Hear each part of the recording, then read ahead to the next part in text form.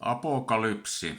Peitteen poistaminen salattujen asioiden yltä koskien lopun ajan tapahtumia, joista ilmestyskirja kertoo. Osa 2. Ilmestyskirjan 13. luvun selitys. Ensimmäinen osio.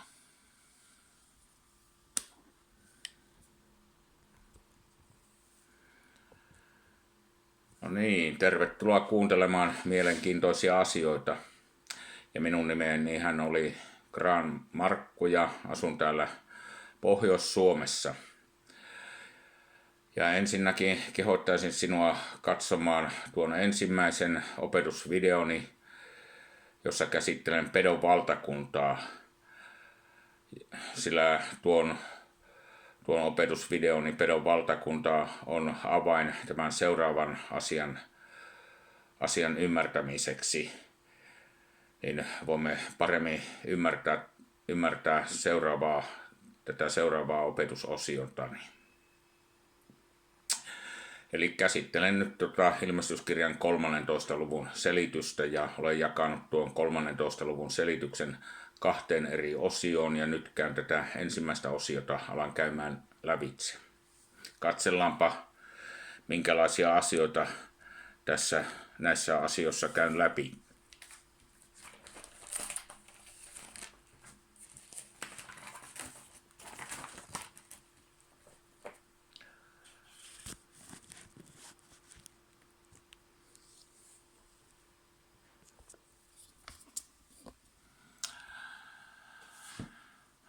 Eli tässä on nämä asiat, jota alamme käymään lävitse.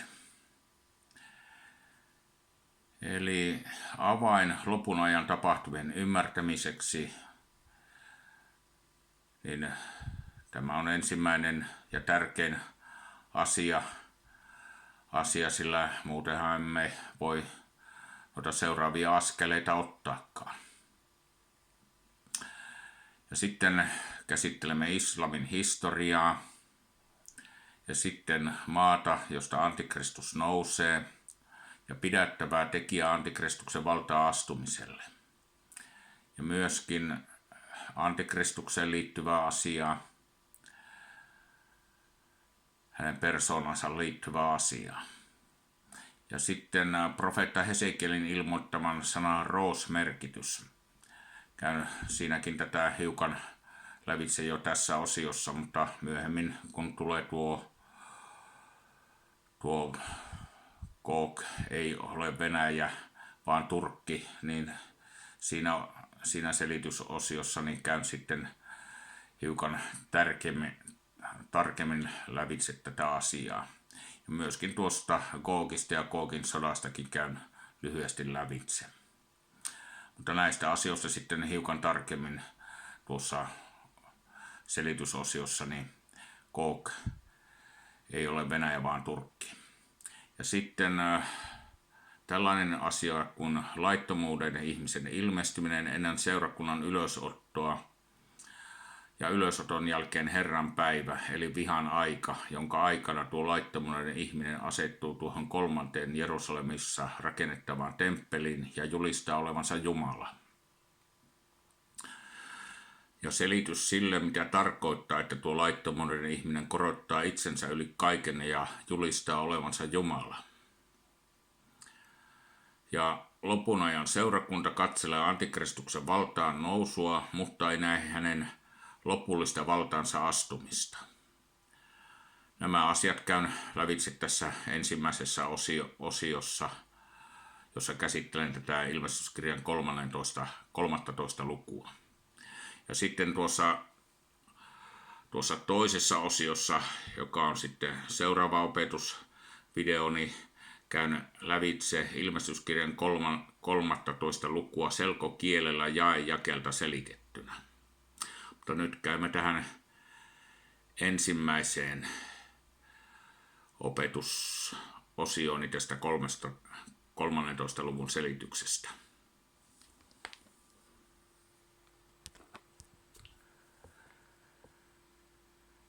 Ja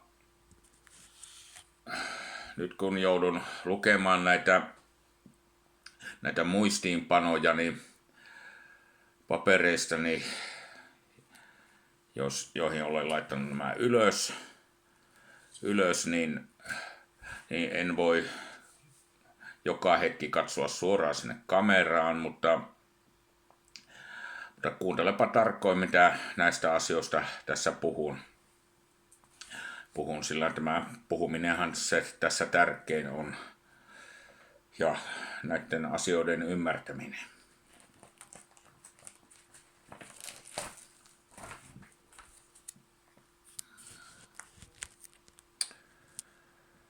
Niin, ja ensinnäkin sanon, että tuo pedon valtakunta on syytä katsoa ensin se ensimmäinen opetusvideoni näistä loppuajoista, sillä se avaa ymmärryksen tämänkin asian käsittämiseksi, jota nyt alan käymään lävitse. Eli näiden lopun ajan tapahtumien keskipisteenä maailmassa tulee olemaan nykyinen Lähi-itä. Ja avain, joka aukaisee suuren ymmärryksen lopun ajan tapahtumista, löytyy tuosta ilmestyskirjan 17. luvusta, sen jakeet 8-11, joka kuuluu näin. Peto, jonka sinä näit, on ollut, eikä sitä enää ole, mutta se on nouseva syvyydestä ja menevä kadotukseen. Ja maan päällä asuvaiset, joiden nimet eivät ole kirjoitetut elämän kirjaan hamasta maailman perustamisesta, ihmettelevät, kun he näkevät pedon, että se on ollut, eikä sitä enää ole, mutta se on tuleva. Tässä on ymmärrys, jossa viisaus on. Ne 7 päätä ovat 7 vuorta, joiden päällä nainen istuu. Ne ovat myös 7 kuningasta. Ensinnäkin tässä lyhyesti selitän, että tässä puhutaan 7 päästä ja 7 vuoresta ja 7 kuninkaasta. Nämä on niin kuin yhteen liitettyjä asioita. Ja täällä tarkoitetaan 7 valtakuntaa. Siis tällä tarkoitetaan 7 valtakuntaa, tällä 7 päällä, 7 vuorella ja 7 kuninkaalla. Siis tässä ei ole todellakaan kyse jostakin yksittäisistä kuninkaista, vaan 7 valtakunnasta. Ja sitten jatkuu jae 10. Heistä on 5 kaatunut, 1 on, viimeinen ei ole vielä tullut, ja kun hän tulee, pitää hänen vähän aikaa pysymän. Ja peto, joka on ollut, ja jota ei enää ole, on itse 8, ja 1 noista 7, ja menee kadotukseen. Ja selityksen tuosta naisesta, joka istuu pedon selässä, annan vasta myöhemmässä ajankohdassa, kun sen aika tulee. Ja tulen käsittelemään, mikä tuo nainen, pedon selässä ratsastava nainen oikein on. Sen tulen käsittelemään tuossa tiedostossani, jonka olen nimennyt Suuri kaupunki Babylon. Siis tuo peto, joka oli ollut jo ennen Johanneksen aikaa, tulisi ilmestymään 8. valtakuntana. Ja olisi 1 noista 7 valtakunnasta. Lyhyt kertaus. Nuo 7 valtakuntaa olivat: ensimmäinen Egypti, toinen Assyria, 3. Babylon, 4. Medo-Persia, 5. Kreikka. Nämä olivat siis nuo 5 kaatunutta kuningasta Johanneksen aikana. Ja 6. noista valtakunnista on Rooma. Tämä oli tuo 1 on Johanneksen saadessa ilmestyksen.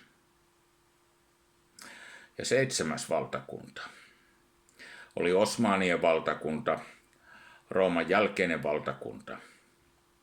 Osmanit olivat Allahin palvojia, muslimeja, islamin uskoedustajia. Peto on siis 8., joka on ollut ennen kaikkia noita valtakuntia. Peto eli Allah, eli islam-uskonto, tulee olemaan yksi noista 7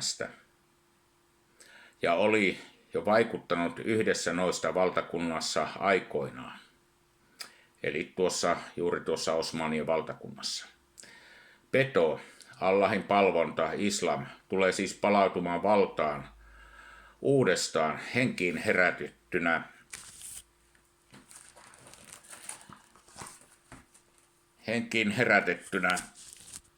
8. valtakuntana Lähi-idässä islamilaisten valtioiden yhteenliittymänä. Tämä Pedon valtakunta edustaa Petoa ja sen valtaa, eli Allahin palvontaa, eli islam-uskonto.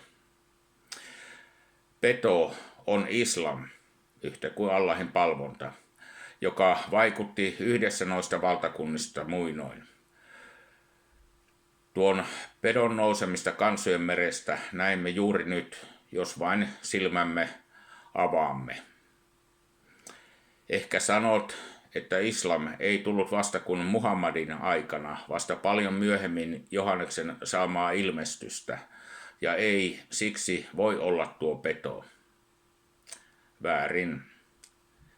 Islam nimenä tuli käyttöön Muhammadin aikoihin, mutta Allahin palvonta oli jo ennen Muhammadin aikaa. Menkäämme ajassa taaksepäin aina Muhammadin aikaan asti, niin asiat alkavat selkeytymään. Noin vuonna 570 jälkeen Kristuksen Arabiassa Mekan kaupungissa syntyi poikavauva, jolle annettiin nimi Muhammad. Se tarkoittaa ylistetty. Mekka oli merkittävä kauppa- ja kulttikeskus. Sinne oli rakennettu Kaaban kuutiomainen pyhäkkö, jota pidettiin Jumalan asumuksena. Muhammadin isän nimi oli Abdallah, joka tarkoittaa Allahin orja. Muhammadin isä Abdallah kuoli Mekassa ennen poikansa syntymää noin vuonna 570 jälkeen Kristuksen. Äiti Amina kuoli pojan ollessa 6-vuotias. Orvoksi jäänyt Muhammad annettiin isoisän hoitoon. Isoisän kuoltua hänet otti huostaan pojan eno Abu Talib. Tämän kerrotaan olleen erittäin ystävällinen pojalle. Muhammadin suku kuului vaikutusvaltaiseen Quraish-heimoon, jonka tehtävänä oli huolehtia Kaabasta. Vaikka arabit tunnustivat Allahin ylimmäksi jumalaksi, he eivät pitäneet häntä ainoana, eivätkä arvostaneet hänen palvelemistaan kovin paljon. He palvelivat useita jumalia. Muhammadin nuoruusvuosina Kaaba oli täynnä erilaisten jumalien ja jumalattarien patsaita ja kuvia. Kun arabit saapuvat Mekkaan vuotuisille markkinoille, he osallistuvat myös Kaaban tehtävän pyhiinvaelluksen kulttimenoihin, joita olivat muun muassa rakennuksen kiertäminen 7 kertaa ja muurin sisään rakennetun mustan kiven suuteleminen tai koskettaminen. Kivi oli meteoriitti, jolla oli suuri uskonnollinen merkitys. Vaikka arabit eivät olleet kovin uskonnollisia, Mekan pyhiinvaellus sekä siihen liittyvät rituaalit olivat tärkeä osa heidän kulttuuriperintöään. Tämän mustan kiven luo muslimit tekevät edelleen pyhiinvaellusmatkojaan.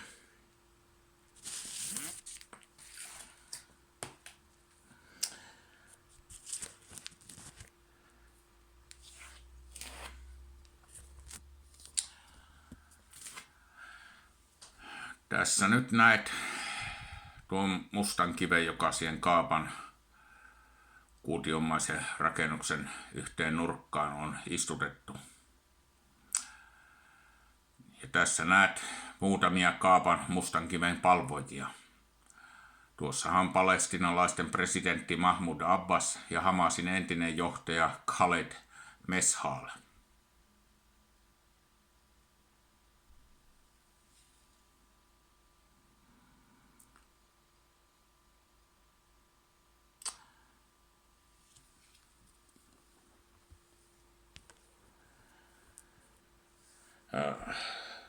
Tämä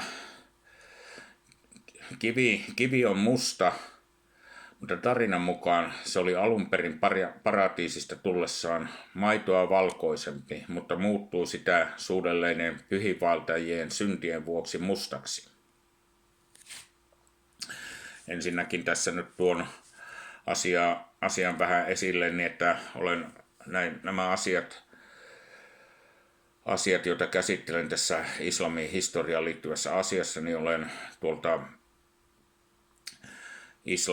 islam-oppaasta niitä hiukan lukenut ja olen niitä tähän oman selitykseeni liittänyt, sillä nämä asiat ovat todellakin tärkeitä ymmärtää.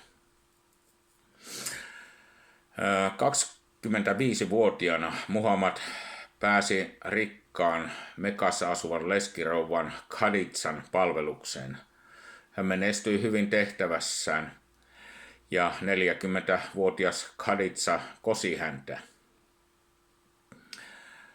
Muhammad suostui ja vaimo antoi hänelle rakkautta.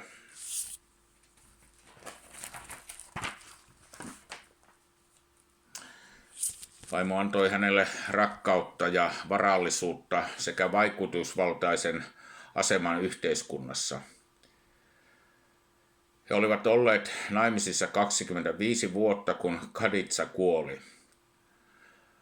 Muhammad tutustui Mekan vaikutusvaltaisimpiin henkilöihin ja tuli hyvin tietoiseksi maansa uskonnollisesta ja poliittisesta tilanteesta. Eräs Khaditsan sukulainen oli tullut kristityksi. Kaikki Mekan asukkaat eivät ole tyytyväisiä maan oloihin. Poliittinen tilanne oli vakiintumaton, pienet heimot sotivat keskenään ja yhteistyön puuttuessa he olivat vaarassa tulla liitetyiksi suuriin valtakuntiin, kuten Persiaan, Bysanttiin tai Etiopiaan. Jotkut halusivat oppia tuntemaan Jumalan, eivätkä tyytyneet ajan yleiseen uskonnon harjoitukseen.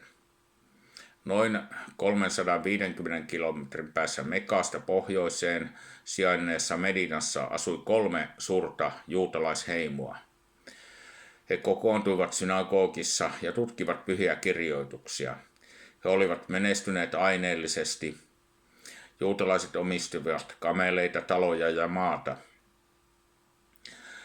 Käytännöllisesti katsoen he hallitsivat kaupankäyntiä kaupungin alueella. Heidän koulutus- ja elintasonsa oli korkeampi kuin ympärillä asuvien arabien. Arabit tiesivät, että juutalaiset eivät palvelleet epäjumalia, vaan olivat näkymättömän Jumalan palvelijoita. Juutalaiset eivät kuitenkaan jakaneet pyhissä kirjoituksissa olleita hengellisiä aarteita pakanallisten arabien kanssa. Arabiassa oli myös kristittyjä. Pohjoisessa oli lukuisia arabiheimoja, jotka olivat kääntyneet kristityiksi. Muhammad tiesi juutalaisten ja kristittyjen palvelevan epäjumalien sijasta näkymätöntä Jumalaa. Vaikka hän jatkoikin Jumalan palvelusta Kaabassa, hän todennäköisesti käsitti, etteivät pyhäkössä sijainneet kuvat olleet jumalia. Muhammadin elämä osoittaa selvästi, että hän etsi Jumalaa vilpittömästi. Hän sai kuulla joitakin kertomuksia Raamatusta niiltä, jotka eivät kyenneet tai ehkä halunneet antaa oikeaa tietoa siitä. Muhammad ei koskaan oppinut, mitä evankeliumi todella on. Hän epäonnistui etsiessään apua hengellisiin kysymyksiin niiltä, jotka olivat valtuutetut antamaan sitä. Hän ei löytänyt Kristusta, joka on tie Isän luokse. Perimätiedon mukaan eräänä yönä Muhammadin ollessa 40-vuotias hänelle ilmestyi enkeli Gabriel ja puhui hänelle. oli siis kysymys saatanasta, joka pukeutui tässä valkeuden enkeliksi. Ei ollut siis kysymys todellisesta enkeli Gabrielista. Toisessa korintolaiskirjeessä sen luku 11 ja jae 14 sanoo: eikä ihme, sillä itse saatana tekeytyy valkeuden enkeliksi. Herättyään hän ihmetteli, mitä tämä kokemus oikein tarkoitti. Oliko se peräisin pahoilta hengiltä vai Allahilta? Voisiko tämä viesti olla Allahilta? Tulisiko hänestä profeetti ja apostoli oman kansansa keskuuteen? Hän uskoutui luotettavalle vaimolleen, joka lohdutti häntä vakuuttaen, että tämä ilmestys oli todellakin kutsu profeetan tehtävään. Kun ilmestyksiä ei heti seuraavien kuukausien aikana tullut lisää, Muhammadin tiedetään olleen syvästi masentunut ja ajatelleen jopa itsemurhaa. Noin 2 vuoden kuluttua uusia ilmestyksiä alkoi tulla uudestaan. Kun ilmestys tuli, koko hänen kehonsa saattoi täristä ja hikivalua noroina pitkin kasvoja. Usein hän saattoi langeta maahan suu vaahdoten. Sanomat tulivat aina arabian kielisinä ja Muhammad puhui vastaan ottamansa sanat ääneen niin, että kuulijat pystyivät tallentamaan ne muistiin. Muslimit otaksuvat Muhammadin itse olleen lukutaidoton. Hänen kuolemansa jälkeen sanomat kerättiin yhteen ja niistä muodostui Korani. Arabiaksi Gouran, mikä tarkoittaa lukemisto. Muhammad oli vakuuttunut siitä, että hänen vastaanottamansa sanat olivat Jumalan totisia sanoja. Ne eivät olleet hänen omiaan. Hänen tehtävänään oli ainoastaan olla niiden lausuja. Niinpä muslimit uskovat, että Korani ei ole Muhammadin, vaan Jumalan kirja. Muhammadin vastaanottaman sanoman pääsisältö oli, ettei ole muuta Jumalaa kuin Allah, yksi ainoa Jumala, joka on luonut taivaan ja maan ja kaiken mitä siinä on. Ihminen on Jumalan orja ja hänen ensimmäinen velvollisuutensa on alistua ja totella Jumalaa. Kun Muhammad oli julistanut olevansa Jumalan profeetta, oli vain muutamia, jotka uskoivat häneen. Pääosin alhaista syntyperää olevia liittyy liikkeeseen. Kansan johtomiehet eivät kuitenkaan Muhammadin toiveista ja yrityksistä huolimatta välittäneet hänestä. Sen sijaan he alkoivat pilkata häntä. Muhammad saarnasi Kaapan epäjumalia vastaan, sanoen, etteivät ne ole jumalia. Mekan miehet vihastuivat ja alkoivat vainota pientä 100 hengen kannattajajoukkoa. Vastustus ei saanut Muhammadia lopettamaan vihollistensa parjaamista. Hän uhkasi heitä Jumalan vihalla. Hänen joukkoonsa liittyy uusia seuraajia. Seuraavien vuosien aikana Muhammad ryhtyi kokoamaan ja kasvattamaan yhteisöä, jota yhdisti usko Allahiin ja hänen profeettaansa. Heidän perususkomuksensa, josta myöhemmin tuli myös uskon tunnustus, kuului näin: ei ole muuta Jumalaa kuin Allah, ja Muhammad on hänen profeettansa. Niitä, jotka alistuivat Allahin ja hänen profeettansa uskoon, alettiin kutsua nimellä muslimi, sillä arabian kielessä sana tarkoittaa se, joka alistuu. Samasta arabian kielen sanasta johdetaan myös sana islam, joka tarkoittaa alistuminen. Liikettä alettiin kutsua tällä nimellä. Kun Quraish-heimo huomasi, että oltiin luomassa valtiota valtion sisälle, se paheksui suuresti ryhmän olemassaoloa. Koska Muhammadin lähetystehtävä ei enää edistynyt Mekassa, hän katsoi parhaaksi etsiä suotuisampaa paikkakuntaa. Hän päätti muuttaa Yathribin kaupunkiin, joka oli noin 350 kilometrin päässä Mekasta pohjoiseen. Muuton jälkeen kaupunki alettiin kutsua nimellä Medina, eli profeetan kaupunki. Muhammad arvioi, että vaikka juutalaisten ja kristittyjen pyhät kirjoitukset ovat totta, ne on tulkittu väärin ja heidän uskontonsa on turmeltunut. Hän korosti, että Jumala on lähettänyt hänet kutsumaan ihmisiä takaisin oikeaan Jumalan palvelukseen, sellaiseen, joka Abrahamilla oli. Poliittinen tilanne Medinassa muuttui. Muhammadin tulon asti alueella ei ollut mitään keskusjohtoa, joka olisi kyennyt pitämään rauhan eri heimojen välillä. Pian Muhammadista tuli heidän hallitsijansa niin yhteiskunnallisesti kuin uskonnollisestikin. Yhä useampi alistui hänen valtansa alle ja kääntyi muslimiksi. Hän hallitsi viisaasti ja toi lain ja järjestyksen uuteen pääkaupunkiinsa. Aluksi Muhammad toivoi saavansa Medinan juutalaisten kannatuksen ja tuen. Juutalaiset tiesivät, ettei Muhammad voinut olla heidän messiansa, sillä hän ei ollut Daavidin jälkeläinen. Kun Muhammad sai selville heidän asenteensa, hän alkoi kutsua heitä tekopyhiksi. Tämän jälkeen juutalaiset kielsivät julkisesti, että Muhammadin tulosta olisi ennustettu kirjoituksissa. Muhammad vastasi siihen syyttämällä heitä kirjoitusten väärin tulkinnasta. Hän ei syyttänyt heitä tekstin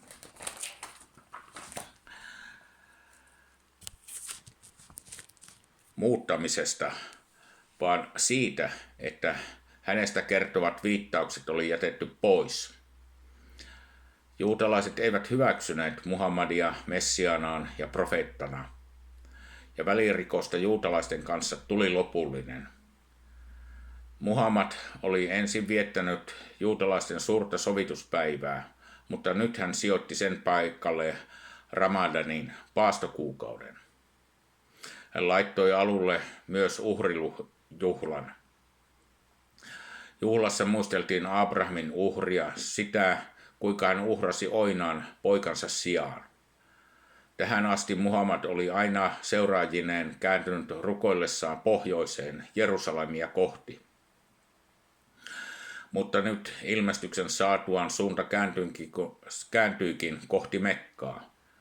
Kerrotaan, että eräänä päivänä hänen ollessaan moskeassa rukoilemassa ja seisoessaan toisten uskovien edessä johtamassa rukousta kasvot käännettynä kohti Jerusalemia, hän yhtäkkiä käänsikin kasvonsa etelään kohti Mekkaa ja johti näin rukouksen loppuun asti.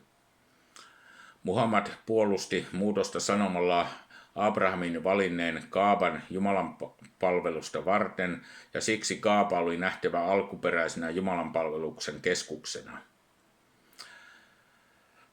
Kun Muhammad huomasi juutalaisten olevan hänen vihollisiaan, hän päätti hankkiutua heistä eroon, ja hän hyökkäsi heidän kimppuunsa. Miehet surmattiin, naiset ja lapset myytiin orjiksi. Omaisuus ja saalis jaettiin sotilaiden kesken. Näin Medinan ja sen lähiympäristön juutalaiset tuhottiin. Epäonnistuttuaan juutalaisten voittamisessa puolelleen hän kääntyi etsimään Gourais-heimon suosiota, vaikka olikin ryöstänyt heidän kauppakaravaanejaan ja oli sodassa mekkalaisten kanssa. Muhammad oli kuitenkin lujasti päättänyt ottaa Mekan hallintansa. Se oli hänen tärkein kohde. Hän halusi vielä kerran tehdä pyhinvaellusmatkan Jumalan pyhäkköön. Niinpä hän vuonna 628 lähti ryhmänsä kanssa kohti Mekkaa. Qouraisit kuitenkin epäsivät häneltä sisäänpääsyn. Neuvotteluja käytiin ja lopulta tehtiin sopimus, joka takasi Muhammadille joukkoineen oikeuden tulla Mekkaan aseettomana seuraavana vuonna. Sopimuksessa molemmat osapuolet, Qouraisit ja Muhammad, lupasivat olla sotimatta keskenään seuraavien 10 vuoden ajan.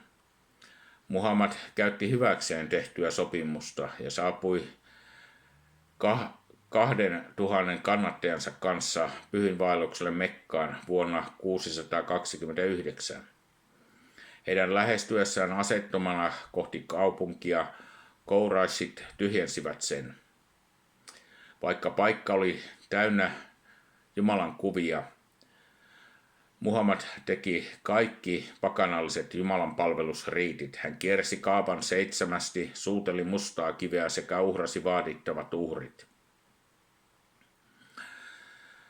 Vaikka sopimus oli olla sotimatta 10 vuoteen olikin vielä voimassa, Muhammad oli vakuuttunut siitä, että hänen täytyy ottaa Mekka hallintaansa saadakseen otteen koko Arabiasta. Palattuaan matkalta kotiin Medinaan hän kokosi 10 000 miehen armeijan ja aloitti matkan takaisin kohti Mekkaa. Hänen saapuessaan Abu Suanin kaupunkiin Gourais heimon päällikkö ja eräs toinen hänen katkerammista vastustajistaan huomasivat vastustuksen olevan turhaan. He tulivat tapaamaan valloittajaa ja kääntyivät islamiin. Armeija saapui kaupunkiin kokematta vastarintaa. Muhammad meni Kaabaan ja määräsi, että kaikki kuvat on tuotava ulos ja tuhottava. Hän otti hallintaansa kaupungin, josta oli painut 8 vuotta aiemmin. Mekasta tuli nyt islamin keskus ja Muhammadista sen hallitsija. Se oli todellakin ilon ja riemun päivä Muhammadille ja hänen seuraajilleen. Monet heimot liittyivät Muhammadin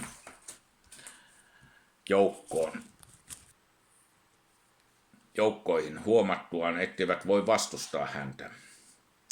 Näihin aikoihin Muhammad sai ilmestyksen, jossa kumottiin aiemmin annettu käsky pidättäytyä väkivallasta käännyttämisen yhteydessä. Suura 2, jae 256. Uusi käsky kuului, mutta kun rauhoitetut kuukaudet ovat kuluneet, niin surmatkaa monijumaliset, missä heitä löydättekin. Ottakaa heidät kiinni, piirittäkää heidät ja asettukaa väijymään heitä joka paikkaan, mutta jos he kääntyvät, harjoittavat rukousta ja antavat almuja, niin päästäkää heidät menemään. Suura 9, jae 5. Sen ajan kristittyjä pidettiin monijumalisina, koska he rukoilivat Kristusta. Korania tulkittaessa on huomioitava se, että myöhemmät jakeet kumoavat aiemmin kirjoitetut jakeet, jos ne ovat ristiriidassa keskenään. Näin ollen Muhammadin profeettana toimimisen alkuaikoina kirjoitetut säkeet koskien kirjan kansoja, kristittyjä ja juutalaisia eivät ole enää voimassa. Myöhemmin kirjoitetut sotaan ja väkivallalla tapahtuvaan alistamiseen kehottavat säkeet ovat kumonneet parhaisemmat rauhaan pyrkivät säkeet. Parhaisemmat juutalaisia ja kristittyjä kunnioittavat säkeet on korvattu heitä halveksivilla ja vihaan lietsovilla säkeillä. Näin ollen on suuri virhe luulla, että islam on rauhan uskonto ja pyrkii rauhalliseen rinnakkaisiloon muiden uskontojen kanssa. Islamin päätavoite ja lopulta viimeinen tavoite on alistaa koko maailma Allahille kuuliaiseksi, eli tehdä kaikki kansat alamaiseksi islamin laille sarjalle, joko islamin käännyttämisen tai väkivallan avulla. Muhammad ei yrittänyt tosissaan oppia kristinuskon syvintä sanomaa, vaan halusi vain alistaa kristityt alaisuuteensa. Näyttää siltä, että aloittaessaan tehtävänsä hän oli vilpitön ja kuuliainen totuuden julistaja. Hän julisti sitä totuutta, minkä oli ymmärtänyt oikeaksi, mutta jossakin elämänsä vaiheessa hän eksyi, koska hän ei onnistunut etsimään oikeaa totuutta niiltä, jotka olivat valtuutetut kertomaan siitä. Hän ajautui väärille teille. Se johti hänet ja hänen miljoonat seuraajansa yhä kauemmaksi totuudesta. Laiminlyödessään Kristuksen opetus joko tieten tai tietämättään, hän ei koskaan oppinut tuntemaan Jumalan suurta rakkautta koko maailmaa kohtaan, rakkautta, joka ilmeni Jumalan antaessa poikansa maailmaan. Koska Muhammad ei tuntenut Jumalaa sisäisesti, hän alkoi arvostaa poliittista tarkoituksenmukaisuutta ja jopa omaa etuaan enemmän kuin opettamiaan moraalisia periaatteita. Näyttää siltä, että hän hyödynsi saadut ilmestykset puolustaakseen omia tekojaan. Tekoja, joita jo pakanalliset arabitkin pitivät paheksuttavina. Hän väitti islamin ottaneen kristinuskon aseman ja hänen itsensä ottaneen Kristuksen paikan. Olemalla profeettien sinetti, hän syrjäytti Kristuksen, torjui Jumalan pyhän suunnitelman maailman pelastumisesta yksin Kristuksen kautta. Jokaisen oikean profeetan sanoma täytyy olla yhtenevä häntä edeltäneiden profeettien sanoman kanssa. Allah on kuun Jumala. Kuu on islamissa hyvin keskeisessä asemassa. Kuvissa esiintyy aina nouseva kuu, kuten nykyään voi nähdä kaikissa islamilaisissa moskeijoissa ja minareiteissä.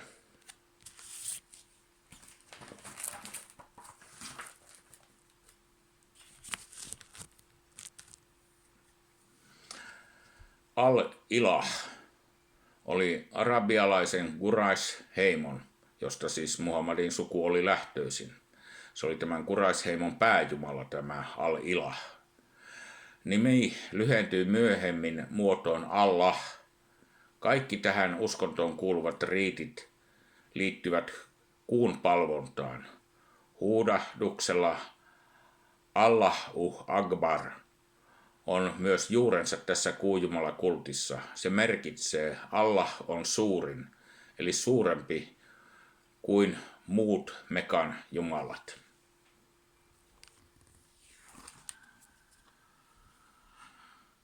Tuossa näet moskeijan sillä katolla olevan tuo kuun sirpin, joka on islamin keskeisin tunnus.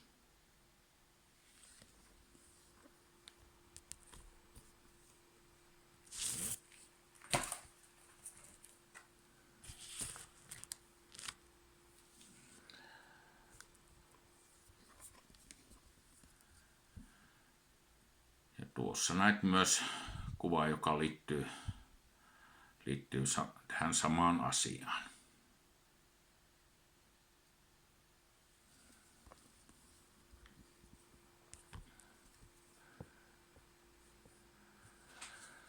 Kuun jumala Hubal. Nyt tulee tämmöinen uusi nimi tähän esille, mutta kyllä se tässä selviää, mitä tämä Hubalki oikein on. Kuun jumala Hubal oli rukousten ja palvonnan keskipisteenä Kaabassa. Ja ihmiset rukoilivat Hubalia käyttäen nimeä Allah. Se oli hänen tittelinsä, eli arvonimensä, jolla häntä kutsuttiin. Tuo musta kivi hopeakehyksissä Kaaban yhteen sen kulmauksesta istutettuna oli tuo Hubal, eli Allah, eli kuun jumala, kuun symboli ja kuun jumalakultti. Nouseva kuunsirppi löytyy paitsi moskeijoiden ja minariittien huipulta myös melkein jokaisen islamilaisen valtion lipusta. Yksin tämän seikan pitäisi osoittaa, että islam on lainannut monet käytäntönsä muinaisesta pakanallisesta kuujumalakultista. Lisäksi ne historialliset tosiasiat, ettei yksikään raamatun profeetoista mainitse nimeä Allah, ei puhu mitään Mekasta, Kaabasta, mustankiven suutelemisesta, 72 neitsyöstä, Ramadanista ja 5 pakollisesta rukoushetkestä, osoittavat, ettei Muhammadille ilmestynyt enkeli voinut olla Gabriel. Muhammad omaksui symbolit ja toiminnot, seremoniat pakanallisesta kuujumala-uskonnosta.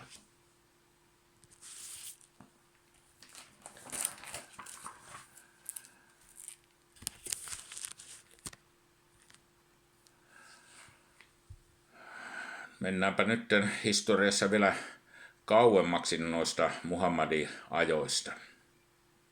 Mennään aivan Abrahamin aikoihin asti. Jos et ole entuudestaan näitä asioita tiennyt, niin tämä on mielenkiintoista. Abrahamhan syntyi Kaldea-Uurissa, nykyisessä Etelä-Irakissa, noin vuonna 1925 ennen Kristusta, siis huomattavasti paljon aikaisemmin ennen Muhammadin aikaa. Aikaa katsottuna meidän päivistämme vajaa 4000 vuotta sitten. Hieman ennen Abrahamin syntymää Uurissa vallitsi 2 kuningasta, josta annan tämmöisen pienen esittelyn. Mutta tässä näet nyt tuon, jos hyvin tarkoin katsot, niin näet tuon Uurin tuolla. Tämähän on tässä, se on nykyistä Irakin aluetta, missä tuo Uurin kaupunki sijaitsi tuolloin, josta Jumala kutsui Abrahamin lähtemään pois epäjumalan palveluksen keskeltä.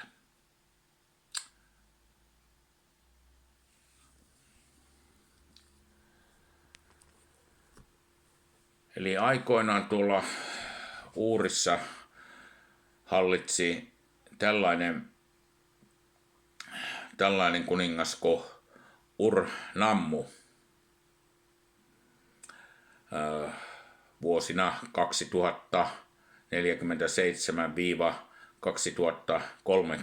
ennen ajanlaskun alkua.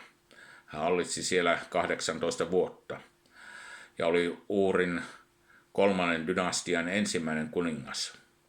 Ja Ur-Nammua pidetään tuon Uurin kaupungin isänä. Ur-Nammu alkoi rakennuttaa kuun jumalan Nannalle pyhitettyä Uurin suurta tsikkurattia. Tässä tulee taas uusi nimi esille, tuo kuun jumala Nanna, mutta tämä asia selvenee tässä myöhemmin.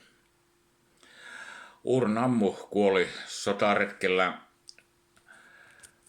nykyisessä Iranissa kutilaisia vastaan. Hänen jälkeensä valtaistumille nousi hänen poikansa Sulgi ja hän hallitsi vuosina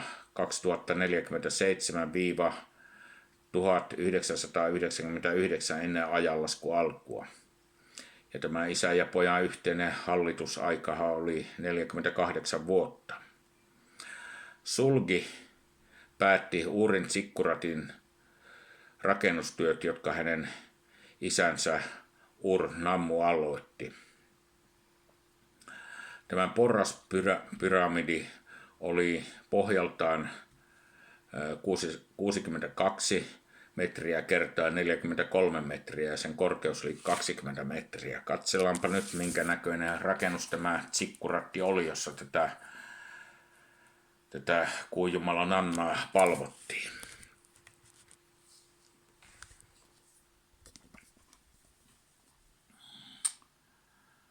Tässä näet, minkälainen tuo kuun jumalan Nannalle pystytetty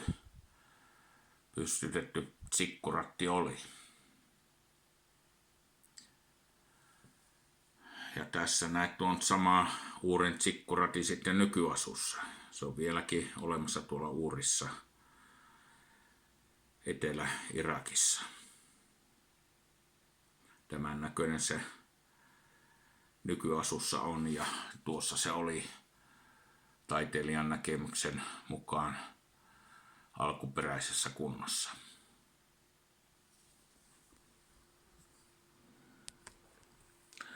Uurin tsikkurat eli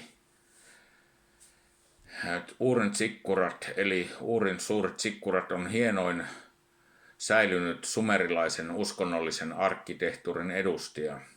Uurin tapaan kaikissa suurissa sumerilaiskaupungeissa oli tällaisia porraspyramidin muotoon rakennettuja temppeleitä. Uurin tsikkurat on peräisin noin vuodelta 2000 ennen ajanlaskun alkua. Sana tsikkurat tulee akkadin kielen ilmaisusta Tsikkuratu, joka tarkoittaa vuoren huippua.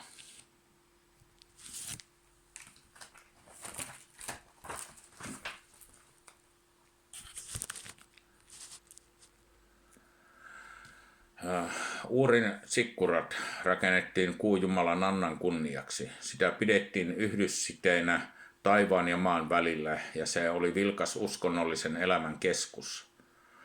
Jumalan uskottiin laskeutuvan Tsikkuratin ylimmän kerroksen temppeliin. Ehkä ajattelet, mitä tällä on merkitystä islamin kanssa. Paljonkin. Tämä on sama epäjumala, kuun jumala, joka on ilmaantunut eri aikakausina erillä nimillä. Meidän ei tule hämmästyä, sillä saatana on naamioitumisen ja näyttelemisen mestari ja piiloutuu monien eri nimien taakse. Tällä kuujumalalla on ollut muinoin niminä Nanna, Hubal, Allah. Tämä on siis se peto, josta Johannekselle ilmoitettiin, että se oli ollut jo ennen noita kaikkia valtakuntia ja tulisi ilmestymään tuossa 8. valtakunnassa, siis pedon valtakunnassa, ja tulisi olemaan yksi noista 7 aikaisemmasta valtakunnasta. Sillä peto vaikutti jo Osmanien valtakunnassa muinoin, joka oli Rooman valtakunnan jälkeinen valtakunta. Katso selontekooni pedon valtakunta. Tämä peto palaa valtaan uudelleen islamilaisten valtioiden yhteenliittymänä Lähi-idässä.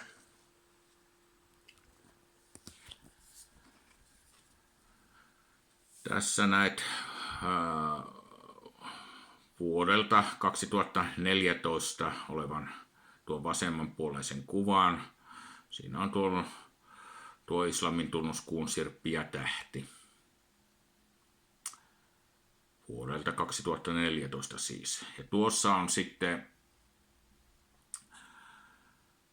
tuo Uurissa ollut sama islamin merkki, tähti ja kuun sirppi vuodelta 2030 ennen ajanlaskun alkua, siis siellä suurin piirtein Abrahamin aikoihin.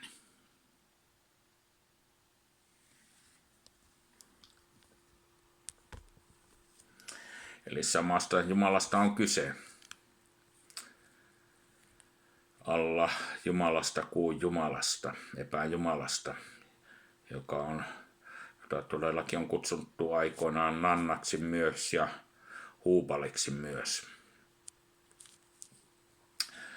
Eli nuo samat symbolit ovat vielä edelleenkin olemassa, jotka ovat olleet noin 4000 vuotta sitten, niin samat tunnukset islamissa myös ovat edelleenkin.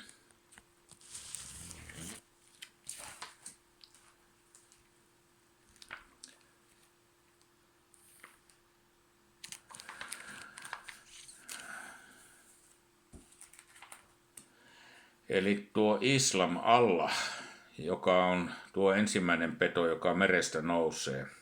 Ilmestyskirjan 13. luku, jakeet 1 ja 2. Se nousee tuolta kansojen merestä. Eli noiden kansojen merestä, jotka ovat noiden 7 eri valtakunnan tähteistä nouseva valtakunta. Ja sitten aletaan käymään lävitse tätä antikristukseen liittyvää asiaa. Eli nyt olette ehkä huomannut, niin että tämä peto on todellakin tuo Allahin palvonta. Mutta nyt tähän toiseen petoon, joka on antikristus. Toinen peto nousee maasta, ilmestyskirjan 13. luku ja 11. Antikristus on muslimien odottama Mahdi.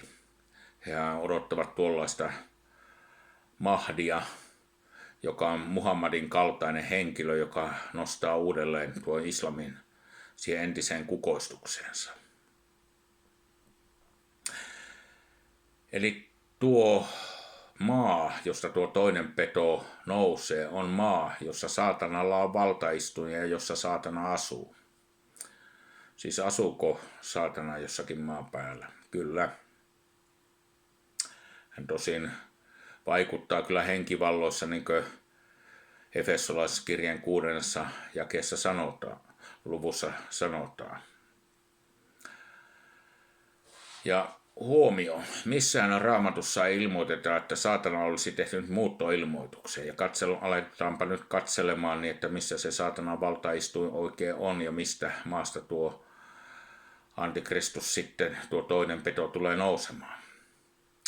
Eli saatana kyllä operoi ilmavalloista käsi, Efesolaiskirja 6 ja 12, mutta saatanalla on vakituinen komentokeskus myös maan päällä.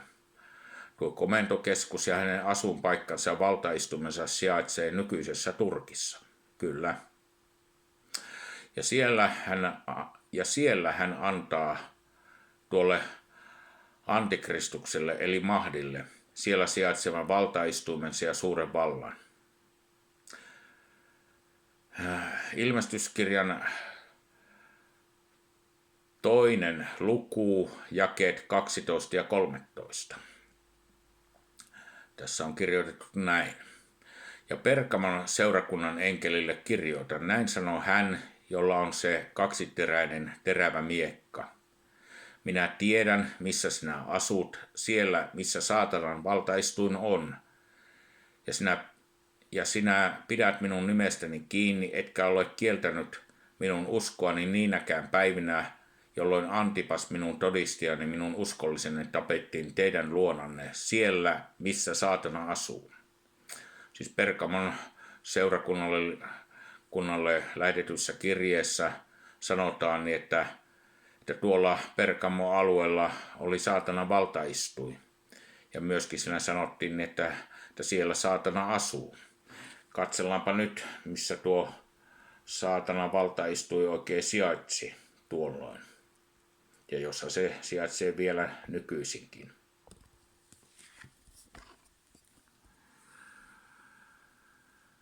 Katso Pergamon seurakunnan sijaintikartalta. Eli tuossa hyvin selkeästi näet tuon Pergamon seurakunnan sijainnin, ja sehän on nykyisessä Turkissa. Siis tuolla alueella, siis Turkin alueella sijaitsee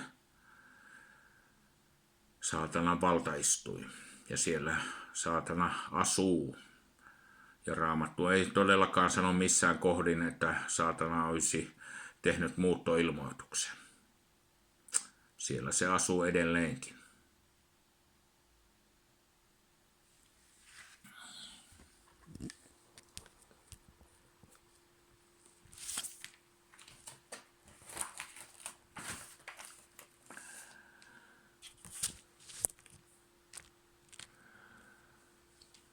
Eli Pergamon seurakunta, jolle Jeesus sanansa osoitti tuolla ilmestyskirjassa, sijaitsee nykyisen Turkin alueella. Ja lohikäärme eli saatana antoi sille voimansa, Antikristukselle siis voimansa, valtaistuimensa ja suuren vallan. Tuo Antikristus eli Mahdi raivaa tieltänsä pidättävän tekijän, joka on esteenä hänen valtaansa nousulleen.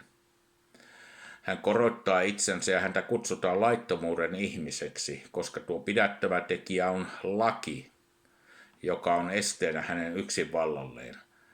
Siis tuo pidättävä tekijä ei ole seurakunta, vaan Turkin laki, joka on hänen valtansa tiellä. Antikristus on ilmestyskirjassa 13. luvussa ja 11 ilmoittama toinen peto, joka nousee maasta.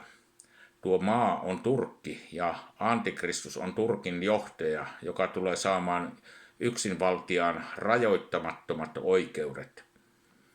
Hänen valtaansa nousua katselette parasta aikaa, mutta lopun ajan seurakunta ei tule näkemään hänen lopullista valtaansa astumista, joka tapahtuu ilmestyskirjan 7. pasunan puhalluksen jälkeen, jolloin seurakunta on jo otettu pois maan päältä ja siirrytään vihan aikaan. Ilmestyskirja 11 jae 15. Siellä mainitaan tuo 7. pasuuna. Ja ilmestyskirja 11 jae 18. Mainitaan, että sinun vihasi on tullut. Siis viha alkaa tuosta 7. pasuunasta ilmestyskirjassa. Ja silloin myös alkaa tuosta 7. pasuunasta pedon ja sen päällikkönä toimivan antikristuksen aika. Ilmestyskirja 13 jae 5 sanoo sen olevan, tuon vihan ajan olevan ja antikristuksen ajan olevan 42 kuukautta eli 3,5 vuotta. Katselepa omasta raamatustasi näitä asioita, niin en ole kaikkia tähän tiedostooni kaikkia noita asioita kirjoittanut. Mutta avaapa oma raamattusi. Tuon myöhemmin julki ne ilmestyskirjassa olevat ilmoitukset, jossa on ilmaistu seurakunnan ylösotto. Nuo ilmoitukset, joista en ole kenenkään koskaan kuullut puhuvan ja niitä selitettävän. Tähän palaan tutkimusosiossani lopun ajan herätys ja seurakunnan ylösotto. Mutta pyydän, että tuohon lopun ajan herätys ja seurakunnan ylösottoon vielä hyppää noihin vaiheisiin, sillä muutoin sinulta jää monta tärkeää asiaa huomioimatta ja et ymmärrä asiakokonaisuuksia, jotka liittyvät toinen toisiinsa.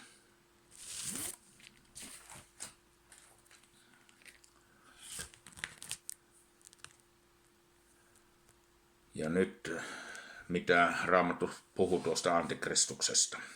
Ensimmäinen Johanneksen kirje, sen 2. luku, jae 22. Kuka on valhettelija, ellei se, joka kieltää sen, että Jeesus on Kristus. Hän on antikristus, se, joka kieltää isän ja pojan. Islamin usko ei tunnusta Jumalaa isänä, eikä myöskään, että Jumalalla olisi poika. Tuo Turkin johtaja on islamin uskoinen ja Allahin palvoja.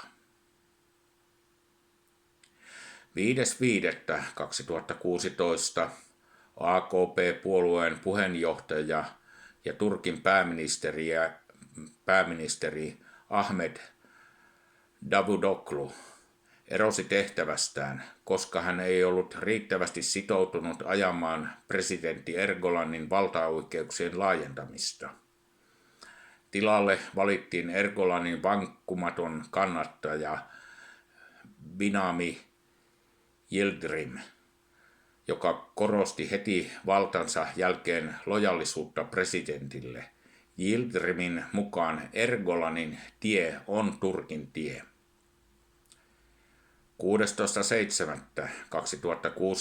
16.7.2016 sotilaat yrittivät syrjäyttää presidentti Ergolanin vallasta, mutta kaappaus epäonnistui.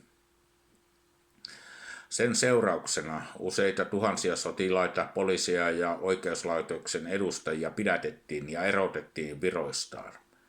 Epäonnistunut kaappausyritys kasvattaa Ergolanin valtaa entisestään ja edesauttaa hänen pyrkimyksiään muuttaa perustuslaki ja tehdä Turkista presidenttijohtoinen valtio.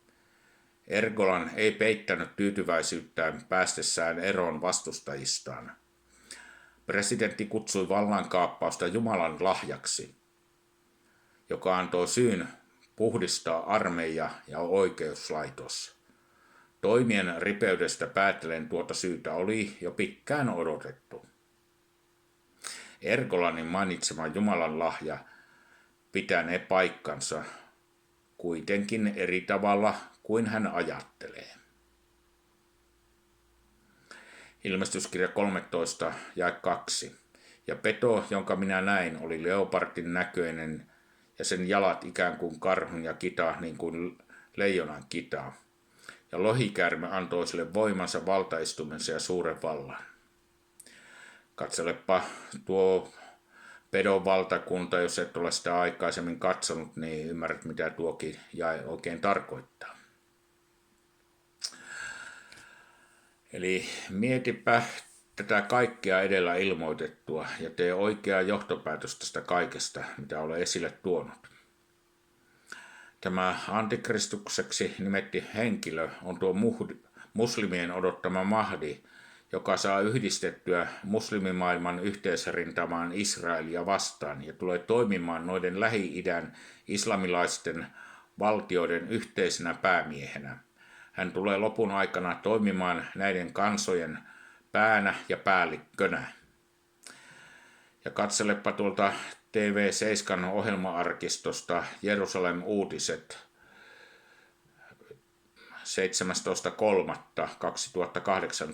17.3.2018, jakso 493 ja sieltä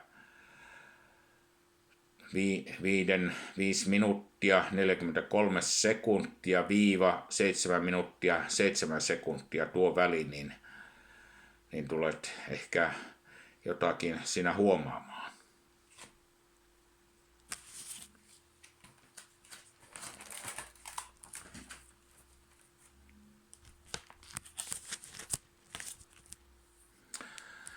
Ja nyt tuosta roos-sanasta. Hesekielin kirjassa mainittu sana roos ei ole käännetty ollenkaan kansanheimoksi King James-käännöksessä, koska tuo roos-sana tarkoittaa hebreaksi päätä tai päällikköä. Sen katsotaan kuuluvan käsitteeseen chief prince, mikä viittaa Gogin asemaan eikä kansanheimoon. Sana esiintyy muun muassa ensimmäisen Mooseksen kirjan 3. luvussa jae 15 käärmeen päänä, eli roos, minkä tuleva Messias Jeesus murskaa tulemuksessaan Öljymäelle. Ja sitten tässä meidän suomalaisessa Bibliassa, jota vanhollislestadiolaiset käyttävät edelleenkin saarna raamattuna, tuon Bibliahan se on vuoden 1776 käännös, niin siinä ei puhuta todellakaan ollenkaan mistään roosista, vaan siellä puhutaan ylimmäisestä päämiehestä. Tutustupa tuohon 1776 käännökseen, niin tulet huomaamaan, että siellä ei tuota sanaa roos olekaan, vaan se on käännetty juuri oikein tuo sana roos. Se tarkoittaa ylimmäistä päämiestä. Tuo sana roos ei tarkoita suinkaan Venäjästä käytettyä nimeä rossia, vaikka sanan samankaltaisuus erehdyttääkin niin luulemaan. Profeetta Hesekiel kuvaa luvuissa 38 ja 39 suurta lopunajan sotaa Lähi-idässä. Siitä käytetään nimitystä Gogin sotaa. Gog on paikannettavissa nykyiseen Turkkiin ja sota onkin hämmästyttävän ajankohtainen juuri meidän päivinämme. Hesekielin kuvauksessa Gog ei viittaa Venäjään, vaan se on kylmän sodan ajalta peräisin oleva käännösvirheeseen perustuva väärä tulkinta, mikä ei saa mitään tukea Hesekielin tekstistä. Pyydän teitä tutustumaan selontekoon Gog ei ole Venäjä vaan Turkki, niin näette siitä, milloin ja keiltä venäläiset saivat tuon nimensä rossia. Mielenkiintoista, jos et entuudestaan näitä asioita tunne. Tuossa selonteossa kerrotaan, mitä tarkoittaa minä kuljetan sinua, Hesekielin 38. luku jae 4, ja minä kuljetan sinua, talutan sinua, Hesekielin luku 39 jae 2. Tulet varmasti hämmästymään, mitä nuo ilmaisut tarkoittavat. Myös ilmaisu pohjan periltä. Hesekiel 38 jae 6 ja 15 ja myös Hesekiel 39 jae 2. Ei myöskään tarkoita, siis tuot pohjan periltä, ei myöskään tarkoita sitä, mitä me luulemme sen tarkoittavan. Tutustu tuohon selontekoon. Myös Joel kuvaa Gogin armeijan tuhoa, Joel 2 jae 20. Mikä pohjoisesta tulee, sen minä karkoitan teistä kauas. ja syöksän sen kuivaan auttioon maahan, sen alkupään Idänmereen ja sen loppupään Länsimereen. Ja siitä nousee löyhkä, nousee katku, sillä suuria se on yrittänyt. Katso myös tarkoin tuosta selonteosta, mitä siinä tarkoitetaan ilmaisulla Idänmeri ja Länsimeri. Käyn tuon asian lävitse sitten, kun tulen tuohon selitysosioon. Gog ei ole Venäjä, vaan Turkki. Katselepa sitten myöhemmin nämä asiat. Kun tutkimme Raamatun profeetioita, on meidän ennen kaikkea huomioitava se, että me saa tulkita niitä nykyisen maailmankuvan mukaan, vaan silloisen maailmankuvan mukaan, kuin nuo profeetiat annettiin. Kun näin teemme, näemme silloin noiden asioiden oikean merkityksen, ja emme anna silloin mielikuvituksemme itseämme sekoittaa. Raamatun historia, Raamattu ja historia rinta rinnan tuovat totuuden meidän ulottuvillemme. Gogin sota, eli Turkin aloittama sodan loppuvaiheessa myös Venäjä lähtee liikkeelle. Tämä on kirjoitettuna Danielin kirjassa, ja tästä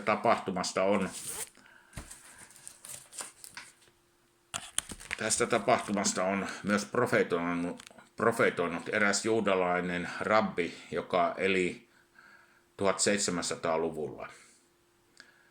Tuohon Danielin kautta tulleeseen profeetiaan ja myös tämä Rabin kautta tulleeseen profeetiaan palaan tutkimuksessani lopun ajan herätys ja seurakunnan ylösotto. Odottakaamme siihen asti. En voi kaikkia selittää tässä, sillä muutoin emme saisi käytyä läpi tätä tällä hetkellä käsiteltävää selontekoamme. Mutta nyt menemme eteenpäin. Kohta ymmärrät ilmestyskirjan 13. luvun.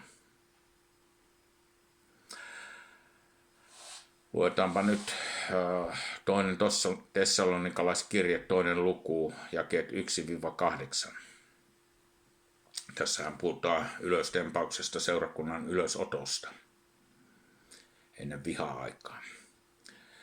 Mutta mitä tulee meidän Herramme Jeesuksen Kristuksen tulemukseen ja meidän kokoontumiseemme hänen tykönsä? Siis on kysymyksessä tempaus, seurakunnan ylösotto. Niin me pyydämme teitä, veljet, ettette anna minkään hengen, ettekä sanan, ettekä minkään muun meidän lähettämämme kirjan heti järkyttää itseänne, niin että menetätte mielenne maltin, ettekä anna niiden itseänne peljästyttää, ikään kuin Herran päivä olisi käsissä. Tässähän puhutaan just vihan ajasta, että sitä Herran päivällä tarkoittaa viha-aikaa. Älkää antako kenenkään vietellä itseänne millään tavalla, sillä se päivä, siis ylöstempauksen päivä, eli seurakunnan ylösotto, ei tapahdu ennen kuin luopumus ensin tapahtuu ja laittomuuden ihminen ilmestyy. Siis tässä sanotaan hyvin selkeästi, että ennen seurakunnan ylösottoa laittomuuden ihminen tulee ilmestymään. Kadotuksen lapsi, tuo vastustaja, joka korottaa itsensä yli kaiken, mitä jumalaksi ja jumaloitavaksi kutsutaan, niin että hän asettuu Jumalan temppeliin ja julistaa olevansa Jumala. Ettekö muista, että minä, kun vielä olin teidän tykönänne, sanoin tämän teille, ja nyt te tiedätte, mikä pidättää, että hän vasta ajallansa ilmestyy. Sillä laittomuuden salaisuus on jo vaikuttamassa, jahka vain tulee tieltä poistetuksi se, joka nyt pidättää. Laki on ollut esteenä hänen yksinvallalleen, ja siksi häntä kutsutaan laittomuuden ihmiseksi. Siis Turkin laki on ollut esteenä hänen yksinvallalleen, ja siksi häntä kutsutaan laittomuuden ihmiseksi. Ja jae 8.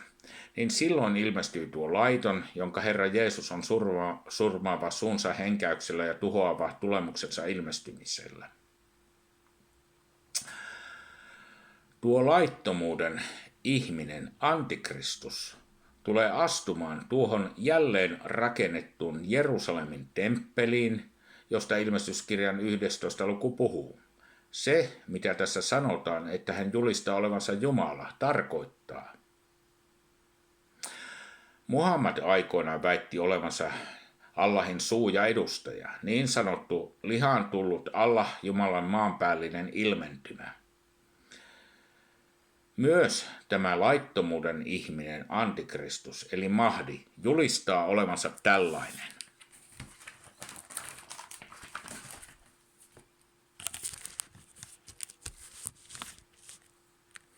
Hän julistaa olevansa tuo muslimien odottama Mahdi. Hän yrittää myös saada juutalaiset uskomaan, että hän on juutalaisten odottama Messias, niin kuin Muhammad aikoinaan myös yritti. Tätä tarkoittaa tuo sanonta, hän julistaa olevansa Jumala. Hitlerin valtaan nousulle oli esteenä Saksan laki aikoinaan. Mutta kun se este, eli Saksan laki, syrjäytettiin, oli Hitlerillä suora tie vallan huipulle, yksinvaltaan. Hän on esikuva tästä laittomuuden ihmisestä. Huomio. Lopun ajan seurakunta siis näkee ja katselee tuon laittoman valtaan nousua, mutta ei tule näkemään hänen lopullista valtaansa astumista.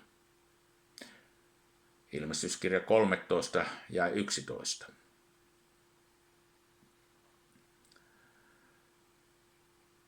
Joka tapahtuu, siis tuo Antikristuksen lopullinen valtaan astuminen tulee tapahtumaan vasta ilmestyskirjan 7. puhalluksen jälkeen, jonka jälkeen alkaa Herran päivä. Eli sinun vihasi on tullut, ilmestyskirja 11, jakeet 15 ja 18, 7. pasuna aika siis. Silloin seurakunta on jo ylöstemmattu, siis silloin kun tuo Antikristus nousee valtaansa istuimelle, mutta sen valtaan nousua kyllä lopun ajan seurakunta juuri parasta aikaa katsoo.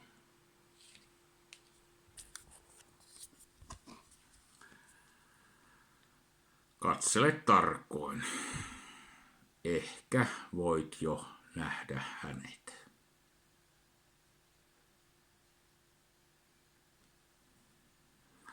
Pedon kyllä näet jo selvästi, jos vain olet huolella tutustunut edellä oleviin selontekoihin.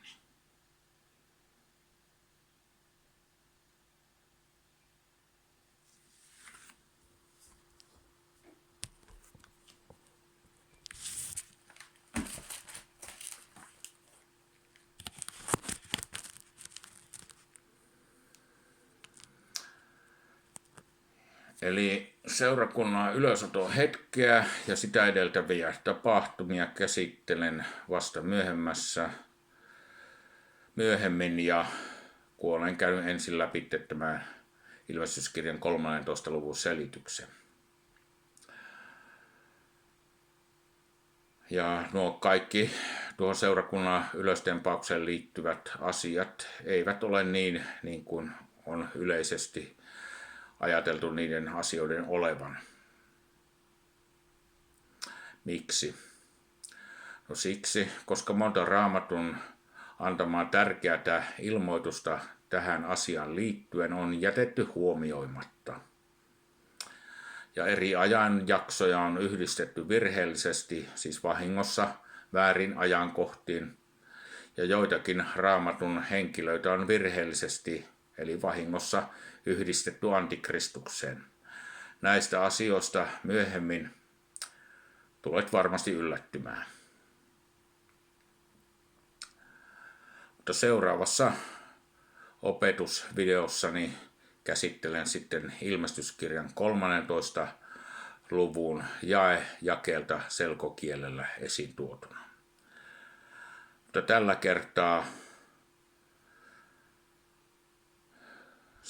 sanon hei teille ja odotellaan nyt sitten mielenkiinnolla, mitä seuraavassa opetusvideossani esiin tuon. Siunausta teille kuulijani.